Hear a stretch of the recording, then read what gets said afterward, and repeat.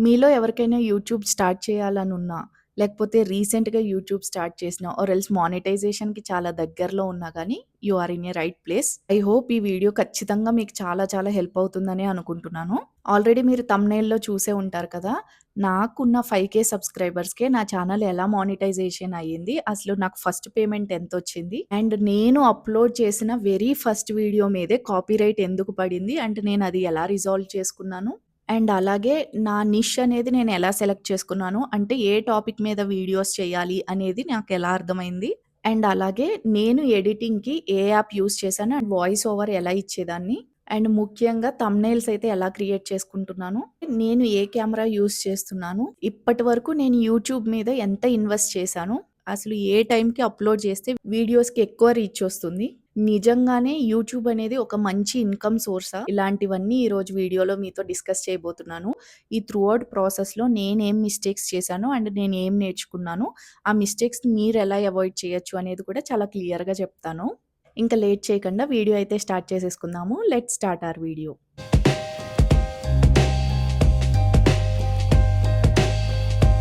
Hello అందరికీ ఎలా ఉన్నారు? Welcome back to my channel 'Divyasagar journal'. I hope మీరందరూ బాగున్నారనే అనుకుంటున్నాను. నేను ఛానల్ క్రియేట్ చేసిందైతే అక్టోబర్ 1, 2025 లాస్ట్ ఇయర్ అక్టోబర్ 1ని క్రియేట్ చేశానండి. సో, ఆల్మోస్ట్ 6-7 మంత్స్ అవుతుంది నేను ఛానల్ క్రియేట్ చేసి. ఫస్ట్ మంత్ అయితే నాకు 70 సబ్స్క్రైబర్స్ వచ్చారండి. ఎందుకింత స్ట్రెస్ చేసి చెప్తున్నానంటే, నేను ఛానల్ క్రియేట్ చేసినప్పుడు అసలు ఎవ్వరికీ చెప్పలేదు. Not even my friends. నేను చెప్పకపోవడానికి పర్సనల్ రీజన్ ఏంటంటే, మనము ఆల్రెడీ ఫ్రెండ్స్‌తోనో లేకపోతే ఫ్యామిలీ మెంబర్స్‌తో సబ్స్క్రైబ్ చేయించుకున్నప్పుడు, మన కంటెంట్ అసలు ఎలా ఉంది, ఆడియన్స్‌లోకి ఎలా వెళ్తుంది అనేది మనకు తెలియదు అని నేను అనుకున్నాను. ప్రతి వీడియో బెటర్‌గా చేయడానికి ట్రై చేసేదాన్ననమాట. So, around 1 ½ month close to 2 months వచ్చేసరికి నాకు 1000 సబ్స్క్రైబర్స్ అయితే వచ్చేసారు. ఎలా వచ్చారు అంటే, నేను ఈ ఫస్ట్ 1 మంతు అందరిలాగానే నాకు కూడా అసలు నా నిష్ ఏంటో తెలియలేదనమాట. అంటే ఏ టాపిక్ మీద వీడియోస్ చేయాలి అనేది అర్థం కాలేదనమాట. సో, నేను ఎందులో బెస్ట్ అనుకుంటానో అన్ని కైండ్స్ ఆఫ్ వీడియోస్ నేను ఈ 1 మంత్ ఎక్స్‌పెరిమెంట్ కోసం పెట్టుకున్నాను. మీరొకసారి నా ఛానెల్‌లో చూసినట్టయితే మీకు అర్థమవుతది. కుకింగ్ వీడియోస్ పెట్టాను. వార్డ్‌రోబ్ ఆర్గనైజింగ్ పెట్టాను. నాకు ఎందులో అయితే ఇంట్రెస్ట్ ఉందో ఆ ఇంట్రెస్ట్స్ అన్నీ టచ్ చేస్తూ అసలు ఆడియన్స్ ఏం ఎక్స్‌పెక్ట్ చేస్తున్నారు, నేను ఏది చెప్తే వాళ్ళకి నచ్చుతుంది, వాళ్ళకి అర్థమవుతుంది అనే దాని కోసం ఈ 1 మంత్ బఫర్ పెట్టుకున్నాననమాట నేను. సో, 1 మంత్ చివరకొచ్చేసరికి ఏ వీడియో ఎళ్తుంది, ఏ వీడియో నచ్చుతుంది అనేది నాకొక క్లారిటీ ఒచ్చింది. సో, ఆ విధంగా నా నిష్ అయితే తెలుసుకున్నాను. సో, 1 ½ మంత్‌లో ఒక వీడియో అయితే మంచిగా క్లిక్ అయిందనమాట. దాని ద్వారానే నాకు 1000 సబ్స్క్రైబర్స్ వచ్చారు. మీకు తెలిసిందే కదా! యూట్యూబ్ క్రైటీరియా ఏంటంటే, మన ఛానల్ మానిటైజేషన్ అవ్వాలంటే 2 ఫేజెస్ ఉంటాయి. ఒకటి మినీ మానిటైజేషన్, ఇంకొకటి ఫుల్లీ మానిటైజేషన్ అనమాట.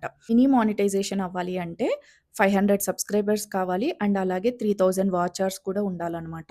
ఆర్ ఎల్స్ 500 సబ్స్క్రైబర్స్ అవ్వాలి అండ్ 3,000,000 వ్యూస్ రావాలి షార్ట్స్‌లో. ఇది 1 ఇయర్‌లో గనక మనం ఫుల్‌ఫిల్ చేయగలిగితే మన ఛానల్ మినీ మానిటైజేషన్ అవుతదనమాట. ఈ మినీ మానిటైజేషన్ అయినప్పుడు కొన్ని ఫీచర్స్ అనేవి అన్‌లాక్ అవుతాయనమాట. లైక్ సూపర్ చాట్ గాని, సూపర్ థాంక్స్ గాని, ఛానల్ మెంబర్‌షిప్స్ గాని ఇలాంటి ఫీచర్స్ అన్నీ అన్‌లాక్ అవుతాయి. ఫుల్లీ మానిటైజేషన్ అయితే 1 ఇయర్‌లో 1000 సబ్స్క్రైబర్స్ రావాలి అండ్ అలాగే 4000 వాచ్ అవర్స్ రావాలి. లేకపోతే 10,000,000 షార్ట్ వ్యూస్ అయినా రావాలి. సో, నేను అరౌండ్ ఫిబ్రవరి ఎండ్‌కి నాకు 4000 వాచ్ అవర్స్ అయితే అయిపోయాయి. అండ్ 1,000 సబ్స్క్రైబర్స్ కూడా వచ్చేసారని చెప్పాను కదా! అప్పటి వరకు అప్‌లోడ్ చేసిన వీడియోస్ దేని మీద రెవెన్యూ జనరేట్ అవ్వదనమాట. ఆ తరువాత నుంచి మనం మానిటైజేషన్ ప్రాసెస్ ఒకటుంటది. అది అన్నీ నేను ముందు ముందు ఎక్స్‌ప్లెయిన్ చేస్తాను. సో, ప్రెజెంట్ అయితే మన ఛానల్‌కి 5000+ సబ్స్క్రైబర్స్ ఉన్నారు. తరువాత నేను ఎడిటింగ్‌కి ఏ యాప్ యూజ్ చేస్తున్నాను? నేను ఎడిటింగ్‌కైతే ఇన్‌షాట్ అనే యాప్ యూజ్ చేస్తున్నానండి. ఇన్‌షాట్ యాప్‌లోనే వాయిస్ ఓవర్ కూడా ఇస్తూ ఉంటాననమాట. మీలో కొంతమందికి డౌట్ ఉండొచ్చు. ఇన్‌షాట్ యాప్‌లో ఎడిట్ చేసినప్పుడు మనకి ఇన్‌షాట్ అని చెప్పి మనకి ఒక మూల వాటర్ మార్క్ కనిపిస్తుంది కదా! అది ఎలా రిమూవ్ చేసుకోవాలి అని చెప్పి.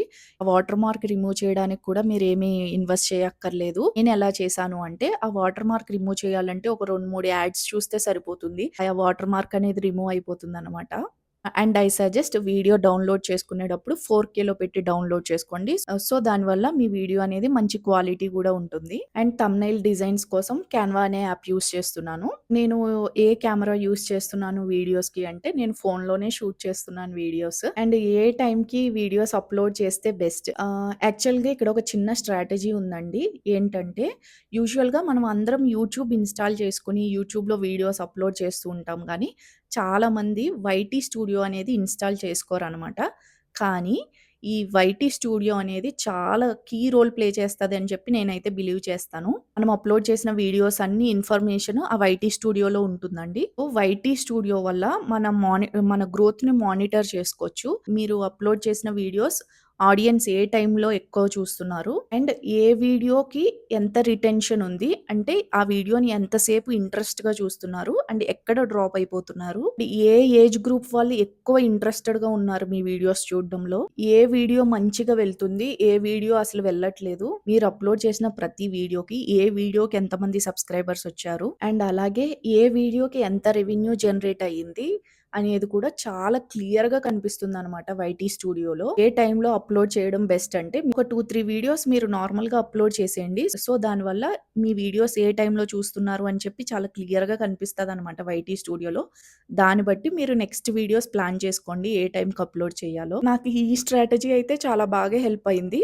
అందుకే నేను పర్టిక్యులర్ టైమ్ అనేది ఏం చెప్పట్లేదు. ఎందుకంటే ఒక టైప్ ఆఫ్ వీడియో ఒక టైంలో చూస్తారు ఎక్కువగా. ఇంకో కైండ్ ఆఫ్ వీడియోస్ అనేవి వేరే టైంలో అలాగా మీ టైమ్‌ని మీరు చేసుకోండి. అసలు 2026లో మానిటైజేషన్ ప్రాసెస్ ఏంటి? మానిటైజేషన్ ప్రాసెస్‌లో కొన్ని చేంజెస్ అయితే వచ్చాయి. నేను ఇన్ డీటెయిల్‌గా వెళ్ళట్లేదండి. నేనిప్పుడు సింపుల్‌గా చెప్తాను. మెయిల్ అనేది మీకు యూట్యూబ్‌కి లింక్ అయి ఉంటుంది కదా! ఆ మెయిల్ మాత్రం ఎప్పుడు చూసుకుంటూ ఉండండి. ఎందుకంటే ఎలాంటి ఇన్ఫర్మేషన్ అయినా గానీ మీకు మెయిల్స్ ద్వారా వస్తుందనమాట. మీరు మినీ మానిటైజేషన్‌కి ఎలిజిబుల్ అయినప్పుడు కూడా మీకు మెయిల్ వస్తుంది.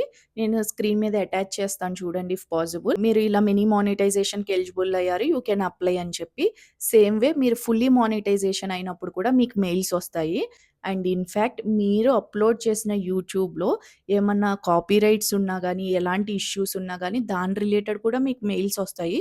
సో, మీరు ఫ్రీక్వెంట్‌గా మెయిల్స్ చెక్ చేసుకుంటూ ఉంటే ఏమన్నా ఇష్యూస్ ఉన్నా, ఏమన్నా కొత్త అప్‌డేట్స్ ఉన్నా గానీ, మీకు చాలా ఈజీగా తెలుస్తుందనమాట. సో, ఇప్పుడు మానిటైజేషన్ ప్రాసెస్ అయితే చాలా ఈజీ అయిపోయింది. మీ ఛానల్ ఫుల్లీ మానిటైజేషన్ అయిన తర్వాత మీకు మెయిల్ వస్తుంది. లైక్ యాడ్సెన్స్ అకౌంట్ వెరిఫికేషన్ అని చెప్పి ఒక మెయిల్ వస్తుందనమాట. దాంట్లో వాళ్ళు డీటెయిల్‌గా 2 ప్రాసెస్‌లయితే ఎక్స్‌ప్లెయిన్ చేస్తారు. ఒకటి ఆన్‌లైన్ వెరిఫికేషన్ అనమాట. జస్ట్ 10 మినిట్స్‌లో అయిపోతుంది. నేనైతే ఆన్‌లైన్ వెరిఫికేషనే చేసుకున్నాను. మీ గవర్నమెంట్ ఐడీ అనేది ఒకటి ఫోటో తీసి పెడతారు. అలాగే మీ ఫేస్ మ్యాచ్ ఐడెంటిటీ వెరిఫికేషన్ కూడా ఉంటుందనమాట. అండ్ నెక్స్ట్ ప్రాసెస్ వచ్చి ఓల్డ్ ప్రాసెస్ లైక్ పిన్ అనేది మీ అడ్రెస్‌కొస్తుంది. అండ్ ఇది ఎక్కువ టైం తీసుకుంటుంది.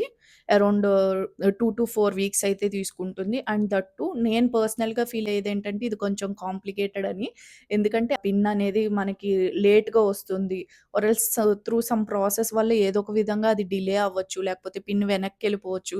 ఇలా రకరకాల ప్రాబ్లమ్స్ ఉంటాయన్నమాట. నేను పర్సనల్‌గా సజెస్ట్ చేసేదేంటంటే ఆన్‌లైన్ వెరిఫికేషన్ చేసుకోండి. జస్ట్ 10 మినిట్స్‌లో అయిపోతుందది. డీటెయిల్ ఇన్ఫర్మేషన్ కూడా చాలా టెక్ ఛానల్స్‌లో అప్‌లోడ్ చేశారండి. నేనైతే టెక్ ఛానల్స్ చూసి దాని ద్వారా నేను మానిటైజేషన్ చేసుకున్నాను. సో, మీరు ఎక్కువ టెక్ ఛానల్ వీడియోస్ ఫాలో అయితే మీకొక క్లారిటీ వస్తుంది. ఇప్పుడు నేను అప్‌లోడ్ చేసిన వెరీ ఫస్ట్ వీడియో మీదే కాపీరైట్ పడిందనమాట. అసలు నేనైతే ఊహించలేదు. అసలే కొంచెం భయంగా అప్‌లోడ్ చేశాను ఫస్ట్ వీడియో.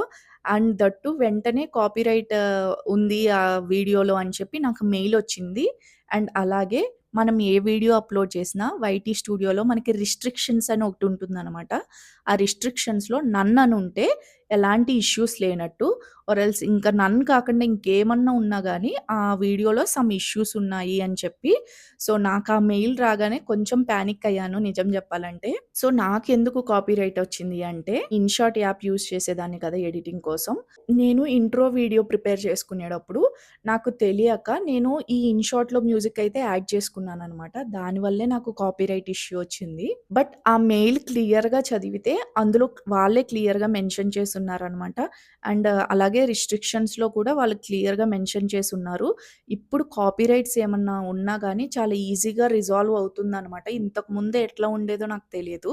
బట్ ఇప్పుడైతే వాళ్ళే డీటెయిల్‌గా టైమ్ లైన్‌తో సహా ఇస్తున్నారు. ఈ పర్టిక్యులర్ టైమ్ లైన్ నుంచి ఈ పర్టిక్యులర్ టైమ్ లైన్ వరకు మీకు కాపీరైట్ ఇష్యూ ఉంది. మీరు మమ్మల్ని అది రిమూవ్ చేయమంటారా? ఆర్ ఎల్స్ అందులో మ్యూజిక్ వల్ల కాపీరైట్ ఇష్యూ వచ్చిందనుకోండి. ఆ మ్యూజిక్‌ని రిమూవ్ చేయమంటారా అని చెప్పి యూట్యూబ్ వాళ్ళే క్లియర్‌గా అక్కడ రిస్ట్రిక్షన్స్ దగ్గర ఆప్షన్స్ ఇస్తున్నారనమాట. అండ్ మనము దానికి ఓకే చేస్తే జస్ట్ కొన్ని గంటల్లోనే అది కాపీరైట్ ఇష్యూ అయితే రిమూవ్ అయిపోతుంది. ఆ తరువాత నేను చాలా జాగ్రత్త పడ్డాను. ఇక నుంచి మ్యూజిక్ వాడకూడదు అని చెప్పి వైటీ స్టూడియోలోనే యూట్యూబ్ మ్యూజిక్ లైబ్రరీ అనేది ఉంటదనమాట. అందులో నుంచి మ్యూజిక్ మనం యూజ్ చేసుకోవచ్చనమాట. సో, అలా నా కాపీరైట్ ఇష్యూ అనేది రిజాల్వ్ అయిందనమాట. సో, మీలో ఎవరికైనా యూట్యూబ్ వీడియో అప్‌లోడ్ చేసినప్పుడు ఏమన్నా కాపీరైట్స్ వస్తే కంగారు పడకండి. ప్రతీదీ డీటెయిల్‌గా మనకు మెయిల్ వస్తుంది. And next most interesting question. అసలు యూట్యూబ్ మీద నేను ఎంత ఇన్వెస్ట్ చేశాను? నేనైతే మెంటల్‌గా ఫిక్స్ అయ్యాను. నేను దీని మీద చాలా తక్కువ ఇన్వెస్ట్ చేయాలి. ఆర్ ఎల్స్ అస్సలు ఇన్వెస్ట్ చేయకపోయినా పర్లేదు అని చెప్పి. ఎందుకంటే నాకు కూడా యూట్యూబ్ కొత్తే కాబట్టి ఫస్ట్ నా మెయిన్ మోటో వచ్చి అసలు వీడియోస్ క్లిక్ అవుతాయా లేదా? ఆడియన్స్‌కి ఏ టైప్ ఆఫ్ కంటెంట్ నచ్చుతుంది అనేదే నా మెయిన్ మోటో పెట్టుకున్నాను. సో, నేను ఇన్వెస్ట్ చేసింది చాలా తక్కువండి. ఈ మైక్ ఏదైతే చూస్తున్నారో ఇది ఒకటి అండ్ ఒక ట్రైపాడ్ ఒకటి కొనుక్కున్నాను. ఈ రెండే కొనుక్కున్నాననమాట నేను ఈ యూట్యూబ్ కోసం. అది కూడా చాలా బడ్జెట్‌లో కొనుక్కున్నానండి నేను. ఇది అరౌండ్ నాకు 700 చేంజ్ పడినట్టుంది. అండ్ ట్రైపాడ్ కూడా 1000 బిలోనే తీసుకున్నాను నేను. సో, హార్డ్‌లీ ఒక 2000 అయితే ఇన్వెస్ట్ చేసుంటాను దీని మీద. అంతకు మించి నేను అస్సలు ఇన్వెస్ట్ చెయ్యలేదు. చెయ్యాలని అనుకోలేదు గూడా. మైక్ కూడా చాలా బాగా హెల్ప్ అవుతుందండి. మంచి క్లారిటీ వస్తుంది. అండ్ అలాగే ట్రైపాడ్ కూడా నాకు హెల్ప్ అవుతుంది. వీటి లింక్స్ నేను ఈ వీడియోకి ట్యాగ్ చేస్తాను. మీలో ఎవరికైనా యూజ్‌ఫుల్ అనుకుంటే ఒకసారి ట్రై చేయండి. సో, నేను సజెస్ట్ చేసేది ఏంటంటే ప్లీజ్ ఎక్కువ ఇన్వెస్ట్ చేయకండి. ఎందుకంటే మన వీడియోస్ క్లిక్ అవుతాయో లేదో తెలియదు. అండ్ ముందే మనం ఇన్వెస్ట్ చేసేస్తే దాని మీద ప్రెషర్ ఎక్కువ పడిపోతదనమాట మనకి.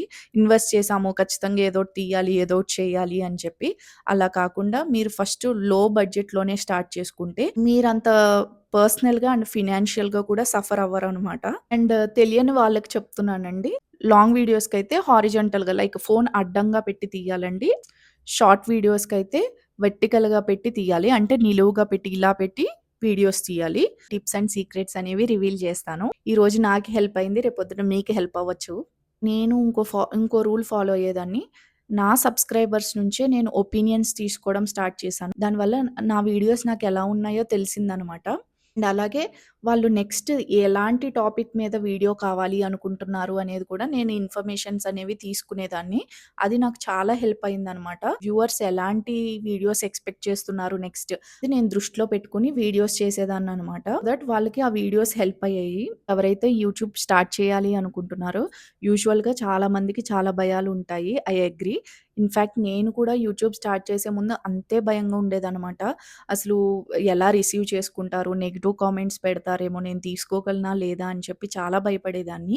నాలాగే మీలో ఎవరైనా భయపడుతున్నట్లయితే ప్లీజ్ భయపడకండి. ఎందుకంటే మీరు మంచిగా ఇన్ఫర్మేషన్ అనేది అందించి మీ కంటెంట్ బావుంటే ఎవ్వరు మీ గురించి నెగెటివ్ కామెంట్స్ చెయ్యరండి. అండ్ అలాగే ఒకవేళ చేసినా కూడా జనాలు తీరంతే అనుకుని వదిలేయండి. ఎందుకంటే ట్రస్ట్ నెగటివిటీ అనేది యూట్యూబ్‌లో మాత్రమే ఉండదు. మన లైఫ్‌లో ప్రతి చోట, ప్రతి ఫేజ్‌లోనూ ఇలాంటి నెగటివిటీ అండ్ నెగెటివ్ పీపుల్ ఉంటారనమాట. So, do what makes you happy. అలాగే నేను గమనించిందేంటంటే, మన వీడియోస్ ఎప్పుడు మనం అప్‌లోడ్ చేసే ప్రతి వీడియో అనేది చాలా వైరల్ అయిపోతది అని గ్యారంటీ లేదు. ఒక వీడియో చాలా మంచిగా పెర్ఫార్మ్ చేయొచ్చు. ఒక వీడియో అస్సలు పెర్ఫార్మ్ చేయకపోవచ్చు. ఇట్ డిపెండ్స్ అనమాట. దాని గురించి స్ట్రెస్ తీసుకోవాల్సిన అవసరం లేదు. ఏ వీడియో పెర్ఫార్మ్ చేసింది మంచిగా, ఏ వీడియో పెర్ఫార్మ్ చేయలేదు అనేది ప్రతి ఒక్కటి మనకి లెసనే అనమాట.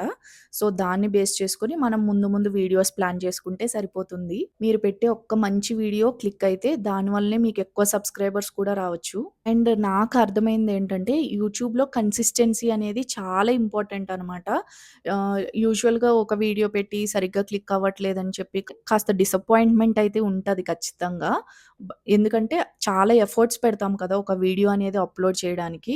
అవి ఏమీ పట్టించుకోకుండా కంటిన్యూయస్‌గా మీరు వైటీ స్టూడియోలో మీ గ్రోత్‌ని మానిటర్ చేసుకుంటూ ఉండి కన్సిస్టెంట్‌గా మీరు అప్‌లోడ్ చేస్తూ ఉంటే మీ ఛానల్ అనేది ఏదో ఒక రోజుకి క్లిక్ అవుతుంది. Consistency, clarity, quality and voice అనేది చాలా చాలా ఇంపార్టెంట్ అనమాట. మీరు కరెక్ట్‌గా యూజ్ చేసుకుంటే ఖచ్చితంగా బెస్ట్ ఇన్‌కమ్ సోర్సేనండి. ఎందుకంటే ఇంట్లో ఉండి చేసే అమ్మాయిలకైనా, లేకపోతే పార్ట్ టైమ్ జాబ్స్ కోసం చూసే అబ్బాయిలకైనా, స్టూడెంట్స్‌కైనా గానీ యూట్యూబ్ అనేది చాలా మంచి ఇన్‌కమ్ సోర్స్ అండి.